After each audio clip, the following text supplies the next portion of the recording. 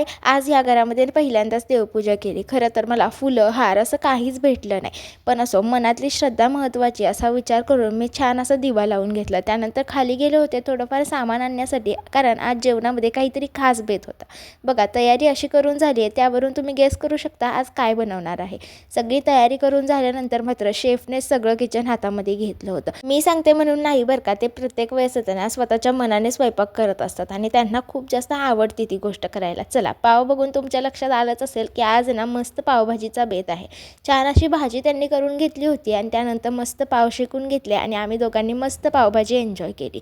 पावभाजी खाल्ल्यावर तर इतकी झोप आली होती ना की 2-3 तासाची छान अशी झोप काढून घेतली. झोपून उठल्यावर मात्र घरातली 2 महत्त्वाची कामं करून घेतली. घड्याळ मी ऑलरेडी लावलं होतं, पण हे की होल्डर माझं लावायचं बाकी होतं, ते लावून घेतलं आणि त्यानंतर ह्या बेसिकच्या फ्रेम्स लावायच्या बाकी होत्या. लाईफ बघा ना किती अनप्रेडिक्टेबल आहे ना.